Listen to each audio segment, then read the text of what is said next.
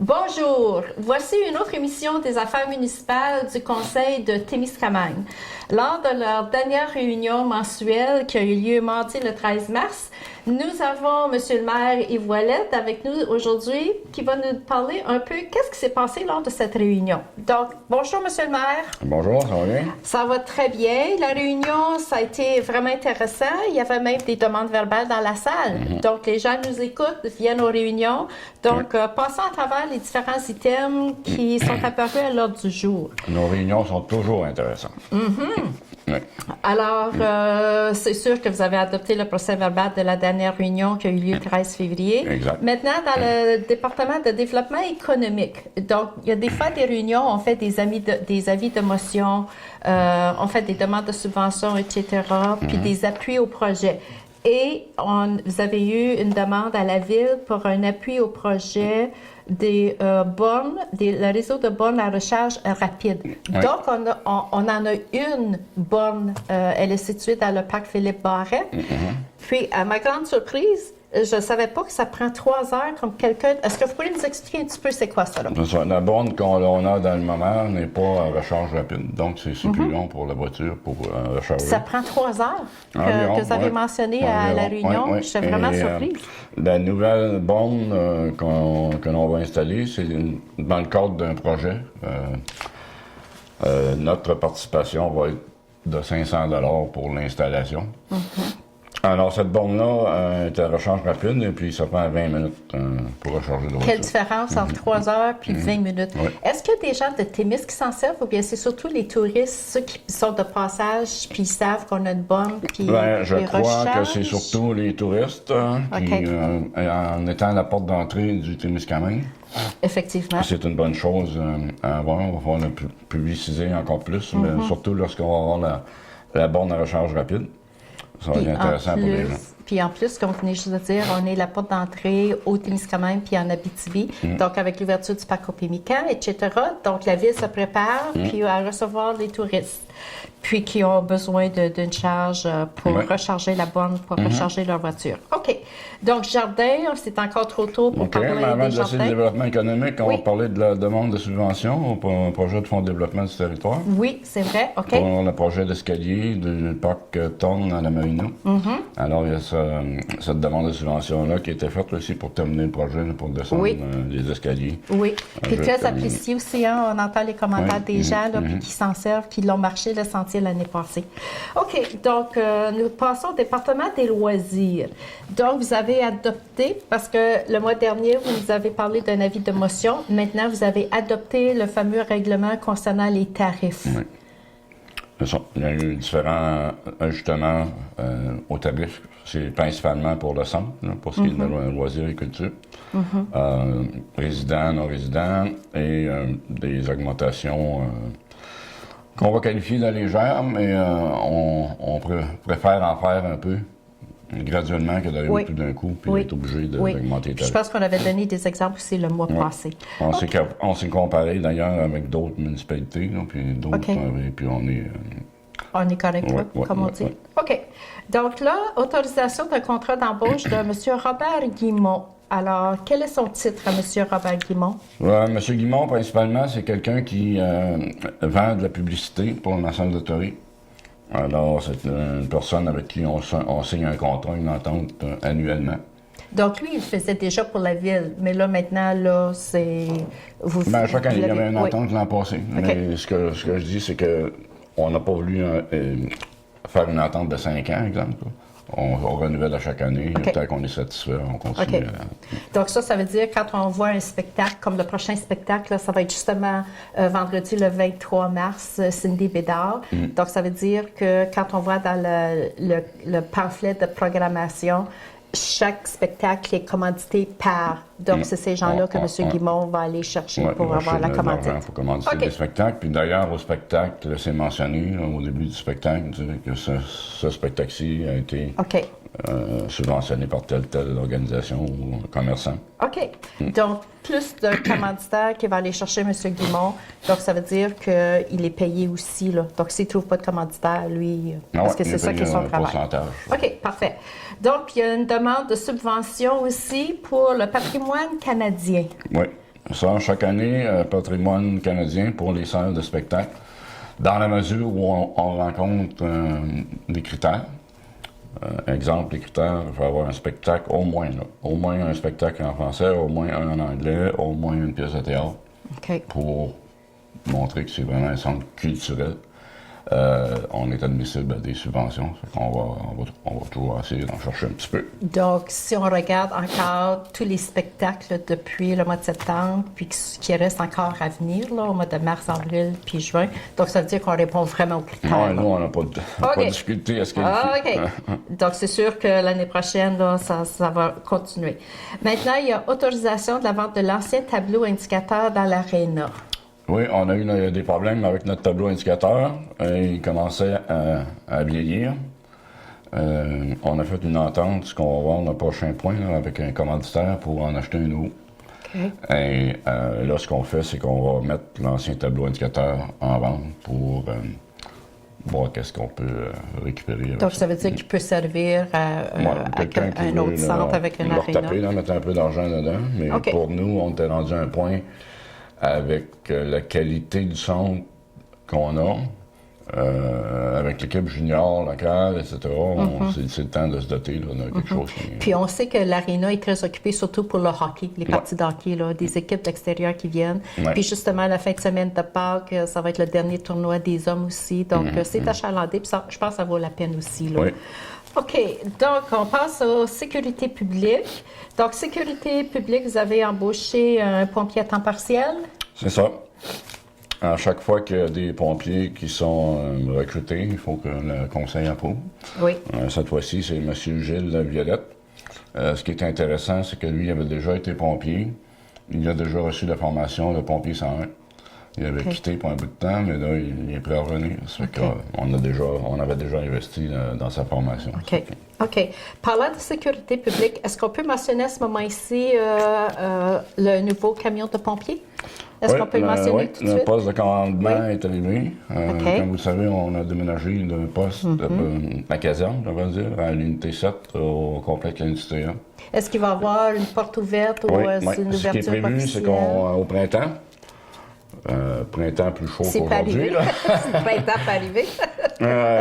On voulait faire comme un genre de petit barbecue, puis inviter les gens à venir visiter la nouvelle caserne. On va vraiment plus moderne. Là. Et inviter aussi nos chers clients, Laniel et Kipawa, à venir voir l'équipement qu'on a. Parce que vous avez finalement signé l'entente, je pense, avec la municipalité de Kipawa. On a parlé ça la dernière fois. Parfait. OK. Donc, concernant les travaux publics, encore, vous avez adopté le règlement concernant la tarification des services qu'on avait fait au mois dernier, on avait mentionné c'est un avis de motion. Maintenant, là, vous l'adoptez à votre réunion du mois de mars. Ça aussi, c'est les tarifs quand les gens des travaux publics ont à faire des travaux qui sont sur le terrain des propriétaires. Il y a des prix qui sont chargés. Surtout des fois, puis ça doit être difficile, surtout en hiver, surtout les froids qu'on connaît dans le moment. S'il y a des tuyaux, donc quand il faut aller creuser sur la propriété de quelqu'un, donc c'est des coûts. On espère que ça n'arrive pas, là, mais des fois, au dégel, c'est ça qui peut arriver. OK. Bon, doigt croisé. Concernant le département d'urbanisme, vous avez nommé un nouveau membre au CCU, donc le comité consultatif d'urbanisme. Ça. Étant donné que M. Patrick Tanguay-Dumas était membre du comité d'urbanisme et que maintenant il est conseiller municipal. Ça, c'était sa première étape avant de faire le saut comme conseiller. C'est ça, c'était sa formation. Oui.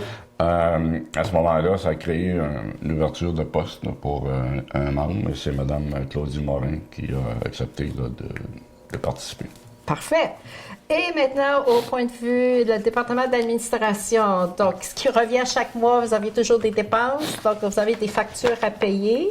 Donc, ce n'est pas un mois peut-être qui est très, très, très achalandé, mais il y a quand même des coûts. Vous avez payé des factures. Au montant de combien, M. le maire? Au montant total de 563 673 Mais là-dedans, il faut inclure un montant de... Il faut soustraire, si on veut. Un montant de 162 942, qui est un versement pour le chemin Kipawa. Comme vous savez, le chemin Kipawa a été réalisé, mais il y a des retenues qui sont faites jusqu'au moment où on est assuré qu'il n'y a pas de défaut, des jours comme ça. OK. Parce qu'on se rappelle, une fois que c'était terminé, ils sont revenus puis ils ont réparé juste, je pense, proche du cénotaphe. Là. Donc, ça, c'est un montant qu'on garde au cas où s'il y a des problèmes. Au contracteur, mais si tu es obligé de revenir, lorsqu'on va être satisfait, on paye. Donc, ça, c'était la dernière dette, là, si vous voulez. Ça, c'est fini? Je pense que c'est fini. OK. Oui. Parfait. OK. Dépôt des sections 2 et 3, c'est concernant la liste des donateurs, rapport de dépenses. Ça, c'est concernant les élections municipales. C'est ça. C'est suite aux élections, les gens doivent déposer. Quand vous allez en campagne électorale, vous avez un certain. Est-ce que vous avez un maximum à dépenser? Oui? Oui. C'est 1 000 $. OK. Donc là, il faut que vous ayez des preuves, des reçus, de l'argent comme publicité, etc. C'est ça? OK. Je pense pas qu'il y a bien des personnes qui ont dépassé 1 000 $. Non. OK. Comme dans mon cas. Mais ça, c'est dans la loi municipale, ça, là. Ma grosse dépense, c'était OK. Ensuite, vous avez reçu de l'ANIEL une lettre demandant leur appui pour un certain projet. Oui, l'ANIEL veut installer une halte nautique à l'ANIA, naturellement. Puis, ils ont demandé notre appui dans ce projet-là. Ce qu'on a fait, on a juste demandé à ce que dans leur devis, ils tiennent compte de la variation possible du niveau du lac. Parce qu'on sait avec le projet Onimiki, le barrage, le niveau de l'eau va peut-être pas de changer. façon permanente, mais au début, ça peut débalancer un peu. Donc, on a dit, essayez de tenir ça en compte dans le devis de votre projet. Parce donc, eux autres, leur projet... Ce ne sera pas des quais flottants. C'est des quais fixes. Alors, c'est pour ça. OK. Donc, ça veut dire le projet, comme vous avez mentionné, aménagement nautique, puis ensuite, probablement terrain aussi, une petite halte quelconque. Ils ont déjà un bâtiment. Ils ont déjà un bâtiment qu'ils vont utiliser. Puis là, est-ce qu'ils vont rajouter d'autres services? Éventuellement. Donc, ça, c'est un projet qui est très bien pensé, puis qui va probablement se réaliser cette année aussi, parce que là, c'est une demande de subvention. Est-ce que ça prend vraiment du temps ou bien probablement qu'ils mettent une date sur la demande de subvention pour dire quand ils veulent réaliser le projet? Est-ce que c'est comme ça que ça fonctionne? Ils vont commencer aussitôt que possible parce que l'ouverture du parc au Pémican, secteur nord, se fait le week-end de la Saint-Jean-Baptiste. Alors... donc, eux autres qui se préparent pour recevoir probablement les gens. Probablement prévoir que, si possible, ce soit prêt pour cette date-là. Parfait. OK. Ensuite, un autre item dans le département d'administration, annulation de toute politique pour chèques sans provision. Oui. Ça, c'est parce que dans tous nos règlements et politiques, il y avait une clause qui parlait des chèques sans provision avec combien on doit payer. OK. Ce qu'on a fait cette année, c'est que dans le règlement pour les taxes municipales, on a inclus une clause qui couvre toutes les situations. Fait que, à ce moment-là, il n'est pas obligé d'avoir le même texte qui se répète partout. OK. Donc, il y a un règlement qui comprend tous les autres règlements. Exact. OK, parfait. Et c'est tout pour administration. Il y a eu des demandes verbales, donc d'un certain citoyen concernant l'évaluation. Ensuite, c'est printemps, c'est des nids de poules aussi, là. Donc, ça, c'est normal. Mais c'est pas si pire quand on va ailleurs. Des fois, c'est pire ailleurs. Quand on se compare, on se console. Ça, c'est vrai, ça. Quand on se compare, on se console. Moi, je voyage beaucoup maintenant sur la 101 pour aller à MRC. Puis là, c'est capable de comparer qu'est-ce qui se passe au nord. Un peu dans les autres villages. OK. C'est sûr qu'il ne faut pas se comparer avec les pires. OK. Il faut essayer de faire mieux, mais on fait ce qu'on peut. OK. Puis à un moment donné... C'est sûr que la température est toujours un facteur qui rend la vie difficile. OK. Puis ensuite, c'était tout simplement... On sait que sur le site de la ville, on peut avoir tous les renseignements, l'information en français, en anglais. Donc, ça, c'était pas mal intéressant. Ensuite, il y a eu le rapport des différents comités. Donc, chaque conseiller est responsable d'un dossier quelconque. Donc, on a parlé du nouveau camion. Ensuite... je ne sais pas si vous voulez parler de vos... Oui, mais je peux parler de mes situations. Dans mon cas, le 21 février, j'ai été au Conseil des maires de la MRC. Le 27 février, j'étais à Laval-le-Cher pour le comité de sécurité incendie. OK. J'ai été nommé sur ce comité-là par la MRC. Oui, parce que vous avez mentionné lors de votre dernier rapport, vous avez été nommé pour représenter la MRC puis la ville de Témiscamingue à différents comités aussi. Là.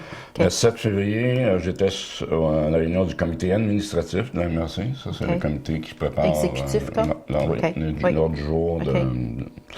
Le 8 mars, c'était notre réunion de travail là, pour la réunion du conseil. Et ce que je devrais dire, on a mis sur le site Internet et on va le publier de plus en plus. Là, en 2021, ça va être le 100e anniversaire de Témiscamingue. Fait qu'on veut commencer tout de suite. On a fait un appel à des bénévoles qui aimeraient participer. Sur le babillard, si les gens nous écoutent puis vous êtes intéressés à participer au comité organisateur, le message est là sur notre babillard communautaire. On veut commencer tout de suite parce que c'est quelque chose qui va être important. Puis en se donnant le temps de le faire comme il faut, on doit être capable de réaliser quelque chose. Il y a un conseiller qui a parlé, parce qu'on l'appelait le comité des nouveaux arrivants, mais je pense qu'il a changé de nom si loin, parce que je pense, au niveau de la MRC, ça fait partie, c'est une action dans leur planification stratégique, comment attirer des nouveaux arrivants, puis comment retenir ces gens-là dans la région. Est-ce qu'il y a au niveau de Témiscamingue, dans notre municipalité, est-ce que le comité existe? Oui, mais il y a un groupe de travail qui est composé de quelques citoyens et de Samir Boumerzouk. Mais on travaille de très près aussi avec Kippawa, Amanda Nadeau. Avec Nadeau Langlois. OK, parfait. Et Justin Roy aussi pour Québec. OK. Donc, parce qu'il faut tout s'unir ensemble, parce qu'à un moment donné, il y a Ville-Marie aussi qui fait des efforts. On va avoir la visite d'ailleurs de quelqu'un prochainement. Mais il faut essayer de centraliser ça quelque part pour que tout le monde fasse... Oui, parce qu'il y a même un déjeuner vendredi, le 23 mars, justement. Il y en avait eu un au mois de janvier. Puis, ça s'appelle déjeuner RH, déjeuner ressources humaines. Puis c'est justement, il y a un représentant de la MRC, puis il y avait quelqu'un de la SDT aussi, je pense. Puis, il y a une invitée, une conférencière qui était là à ce moment-là. Puis, je pense qu'il y en a 2 autres qui reviennent là, lors du prochain déjeuner RH, le 23 mars. Puis, c'est justement... Puis le but, c'est ça, comme entreprise, comme commerçant, comme municipalité, comment est-ce qu'on peut attirer des nouveaux arrivants, des employés, puis comment les garder. C'est ça qui est Donc, c'est ça qui est intéressant quand on entend, c'est tout le monde va se donner la main à la pâte, comme on dit, puis travailler ensemble. Et parce que c'est un besoin on a d'ailleurs une rencontre à la fin du mois avec Ryanair Advanced Material maintenant. Oui. Et pour parler avec eux autres aussi, si on peut développer des mesures incitatives là, pour inciter les gens. Est-ce que vous êtes au courant, M. le maire, est-ce qu'ils ont embauché beaucoup d'employés? Parce qu'on n'entend rien. Donc, l'expression encore qui dit « pas de nouvelles, bonnes nouvelles ». Donc, ça a l'air, ça va bien, là? Moi, ce que j'entends, c'est positif. OK. OK. Bon, bien, je pense qu'on a fait le tour, Monsieur le maire. Est-ce que vous avez d'autres commentaires? Je pense qu'on a touché, parce que la réunion, c'est un peu court. Là, avec le printemps, il va y avoir les jardins, il va y avoir les parcs, donc ça va être un petit peu plus occupé, là. Puis à la fin du mois, on rencontre toujours les 3 représentants, M. François, M. Kelly, puis M. Joey, qui nous parlent des activités du centre.